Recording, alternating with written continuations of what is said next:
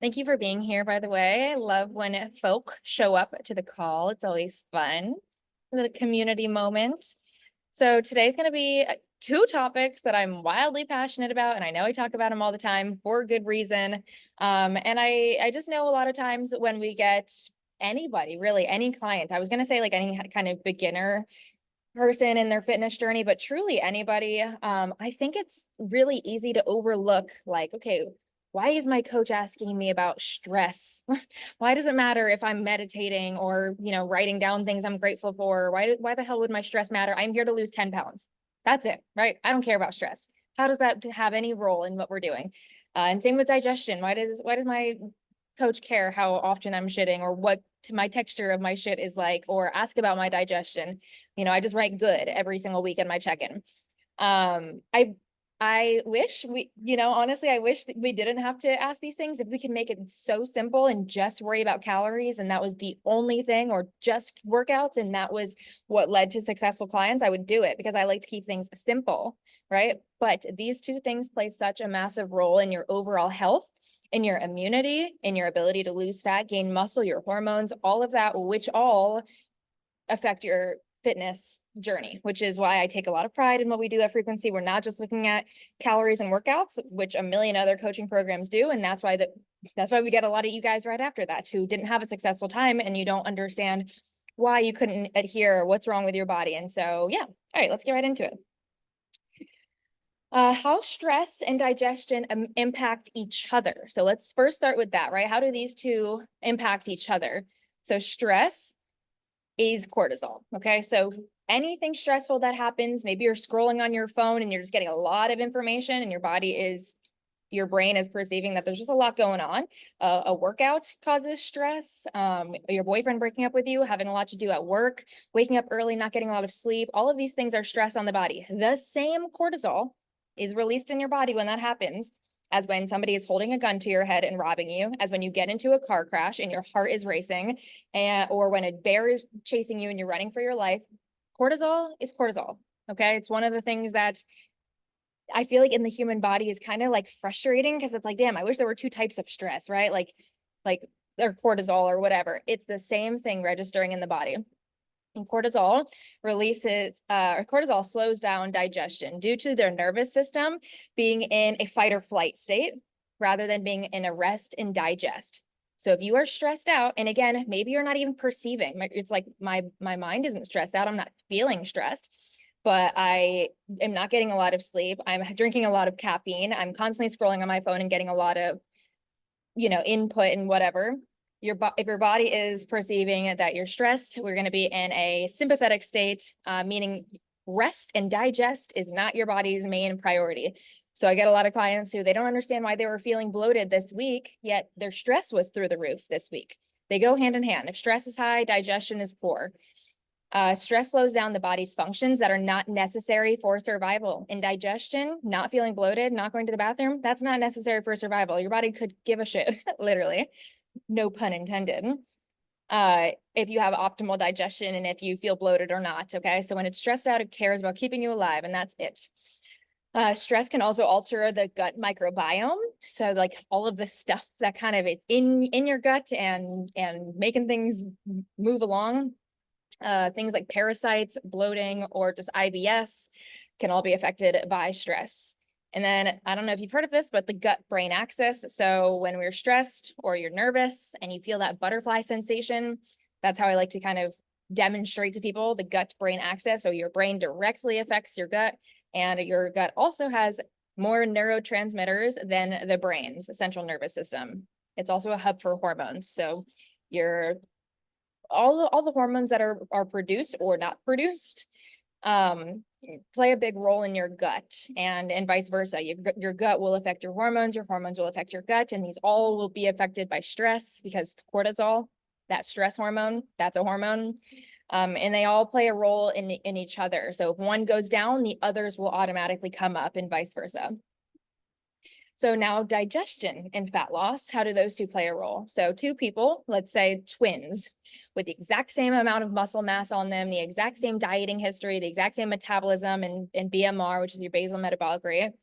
They could eat the exact same amount of calories and do the same workouts. However, whichever one has a more effective digestive system, that body will lose body fat easier or quicker. Digestion also includes your body's ability to absorb the macro and micronutrients that you're eating. So we're focusing so much on tracking your macros, your carbs, your fats, your proteins. You're really not getting the benefit of these things if you have, poor digestion and if you're constantly stressed out.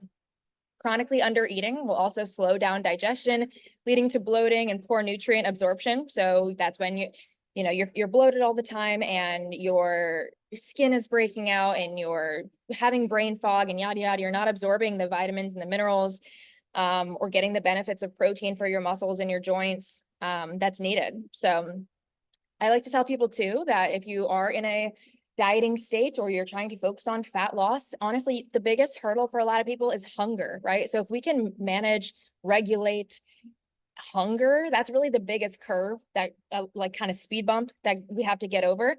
And foods high in fiber and protein, these take longer to digest. So they're going to leave you feeling more full and more satisfied for a longer amount of time. But if you're prioritizing things like liquid calories, whether that's soda or even honestly like protein shakes or smoothies or things like that, which can be great if your issue is not eating enough, then I would recommend drinking calories. But if you're only focusing on liquid calories, those digest really quickly. And same for only eating carbs, things that only have carbs. So whether that's like a muffin or some bread or a toast or whatever, or even just things like without any fiber or protein, those things digest really quickly. So you'll get hungrier faster. And therefore that could be causing you to not be successful in your fat loss journey. When we see we see some of the biggest effects in fat loss when we lower inflammation. So this is a huge thing. Honestly, I get a lot of clients too, who aren't necessarily overweight in terms of body fat. Maybe they don't necessarily have a high body fat percentage on them, but they're just constantly inflamed. Maybe their face is puffy and they don't even realize it, or their arms or their chest and their stomach is bloated. So if we can really mitigate inflammation, which is caused by stress, then that's when we see the entire body kind of start to tighten and we see a little bit more definition and you're just not getting that puffy look. So focusing on inflammation and stress and digestion and bloating can really be that first step to seeing physical progress. And then, so that was digestion, right? Now, how does stress affect fat loss? So we kind of got like a triangle of things going on. Stress is the #1 key secret to having a successful fat loss journey. If you ask any athlete, any like bodybuilding athlete or anybody that literally shreds down for a living, that's the first thing they'll say is you have to mitigate stress. You have to be on top of stress management. You cannot put that off to the side. Any successful athlete, guarantee that's what they say. Stress can lead to emotional eating. So that's a big one, which obviously would increase your overall calories at the end of the day, as well as interrupt sleep patterns. So if you're stressed out, you're probably going to be waking up in the middle of the night because your cortisol levels are all over the place, and cortisol is what wakes you up. And if your sleep patterns are off or you're not well rested, your body is going to tell you to consume quick acting energy in the form of sugar or refined carbs. So basically craving high calorie dense foods. Just not getting enough sleep, having a high stress, both of those things affect your appetite, your perception of food, your cravings, all of that. So stress can also lead to skipping meals, right? Like I'm stressed, I can't even eat. So you skip breakfast or you skip lunch. And then either later on that day or later on throughout the week, you're raiding the pantry at night and you have intense cravings. So you're never going to actually end up just kind of like skipping meals and be successful from it, I promise. So all in all caps, I cannot stress this enough. Please make time. And I'm talking 60 seconds a day, seconds.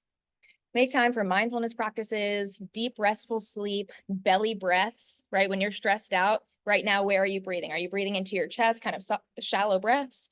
Or is your stomach relaxed and you're releasing your like pelvic floor and breathing deep into your belly? Making time for moments of stillness. We're constantly listening to something, listening to music, a podcast, reading a book, talking to a friend, thinking, writing, everything, constantly consuming or creating or inputting information or outputting information. Give yourself 60 seconds every day of just pure stillness. You don't have to read, you don't have to solve any problems in those 60 seconds. Giving your mind, your nervous system that space to truly relax is really going to have long-term and immediate effects on your fitness journey.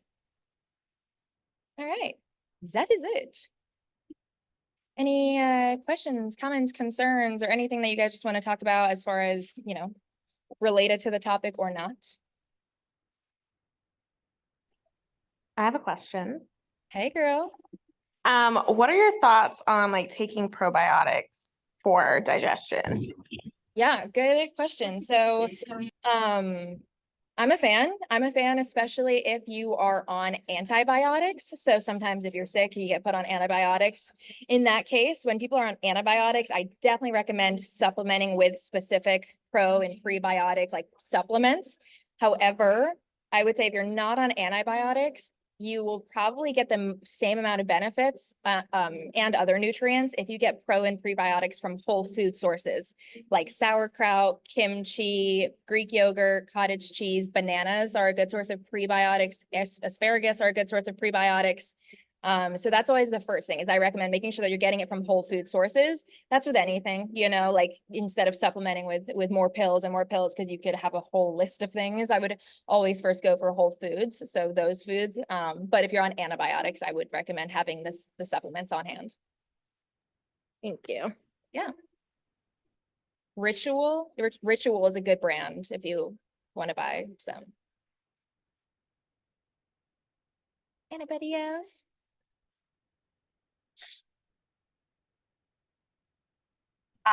I recently started incorporating sleep meditation into my like daily routine, and it has literally changed me like as a person. I used to work night shift, and since then, well, even before that, like I always had issues sleeping, but like night shift like really made it difficult for me to sleep through the night. And like now I almost always sleep through the night, but like this week I'm more stressed, and I noticed that that's really affected like my sleep. Like that's the first thing that for me has been affected even with the meditation. um but it definitely helps. Like before I don't think I would have slept like at all. And it just makes such a difference because when I'm tired obviously I can't get anything done. And then it adds more stress. But now that I like have been meditating more, it has helped like so much. I tell like everyone about it because it's changed me like as a person. I love that. Yeah, me and Ansley have been training together for over a year now, and the whole time she's basically dealt with like straight up insomnia. Always had to take melatonin, was even on, I think, like prescription sleep medication, and guided sleep meditations is the way to go. But it's interesting to notice too that as stress goes up, you still notice that. So that's facts, girl. Very cute. Okay, if you guys have any questions, let me know. This is so weird because it's 2:30 here and now I'm done with my workday. How crazy. I'm gonna go lay on the beach. All right. Thanks for showing up, guys. I'll see you next week. We got yoga next week as well. Bye.